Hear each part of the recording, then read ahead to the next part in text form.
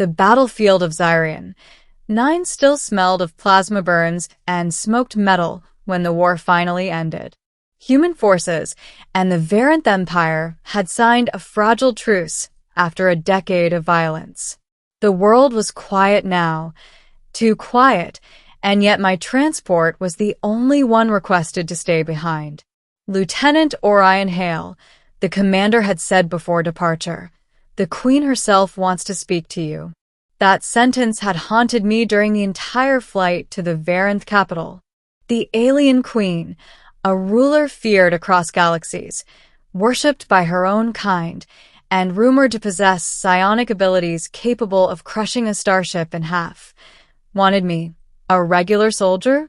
It didn't make sense. The sky over the capital shimmered like molten violet. Floating citadels glided slowly between pillars of neon blue light. I could feel sharp eyes following my transport ship from below, thousands of alien citizens who remembered the war just as vividly as I did. When I stepped off the landing platform, an honor guard of tall, obsidian-skinned Varynth soldiers surrounded me. Silent, perfectly synchronized. No one said a word as they escorted me into the royal palace, a cathedral of crystal, humming with energy deep enough to vibrate my bones. Inside was the throne room, shaped more like a nebula than a hall, sweeping, shifting, luminous. And there she sat, Orexia, Queen of the Varynth. Her presence filled the air like gravity made of silk, powerful yet strangely gentle. Her eyes glowed silver, her hair flowed like living starlight, and her voice, when she spoke, echoed softly in my skull without crossing the air. "Orion Hale, you came?" I swallowed. I was ordered to. A faint smile touched her lips. "You saved my life, soldier. Not your commander's doing, your choice." The memory struck me, the hospital on Varynth Outpost 7, 5 months before the ceasefire. I had pulled a wounded alien officer from a collapsing building before realizing her identity. I had saved the Queen without knowing she was the Queen. But that didn't explain why she wanted me now. She stood, tall, graceful, radiating strength, and stepped down from the throne until she was close enough that I could feel the warmth of her skin. Her eyes locked onto mine. And then she whispered, "You have to marry me." The room froze. My breath hitched. What? She didn't blink. "If I do not choose a mate before the next lunar cycle, the throne will fall to my cousin, and he will break the treaty. The war will start again. Millions will die." I stumbled back. "But why me?" She didn't hesitate. "Because you are honorable. You are brave.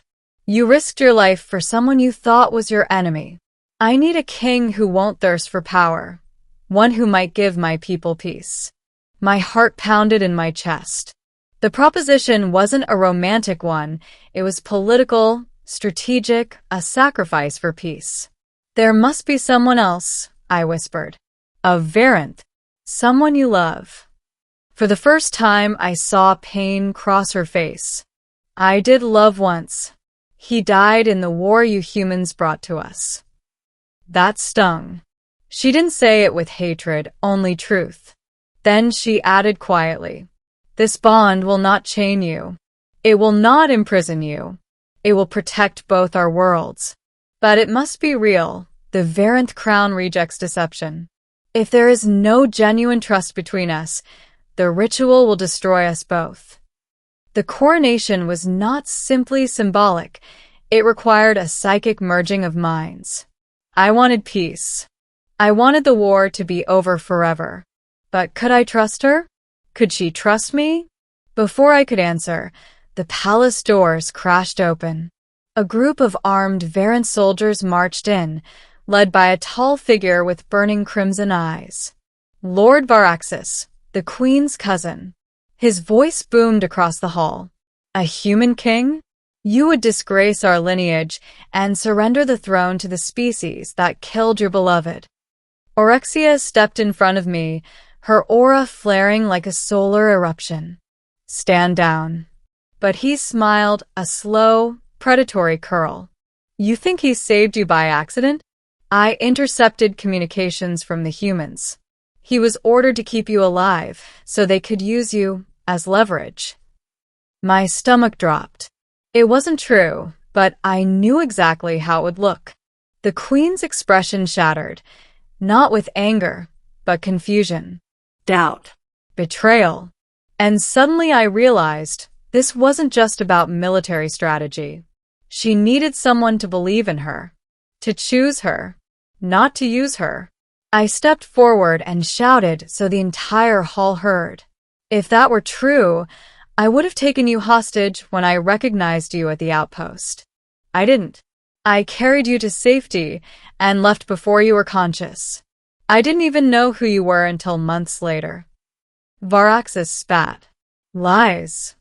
He drew his weapon, and before I could react, the Queen placed her hand on my chest, and a blast of psychic energy exploded outward. The soldiers were thrown back like ragdolls, the marble floor cracking beneath them. She didn't attack. She simply protected. I stared at her, breathless, shaken. She looked back at me, silver eyes shimmering.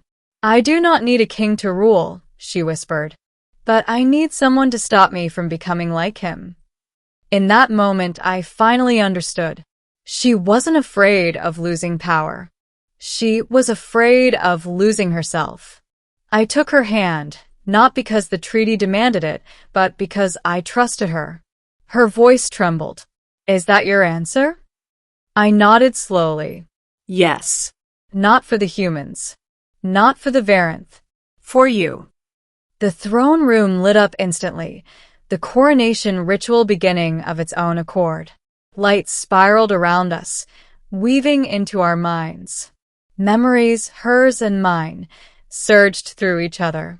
I saw her childhood, her first love, the first day of the war, the fear she carried every time she signed an execution order, the guilt she buried in silence. She saw my brother dying in my arms. She saw me watching civilians burn. She saw me questioning whether humanity deserved victory at all.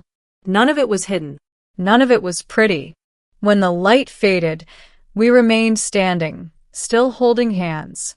A bond forged not by romance, not by duty, but by shared wounds. Varaxis crawled to his feet, face twisted in rage, but when he tried to draw his weapon again, he collapsed. The crown energy rejected him. His claim to the throne was gone.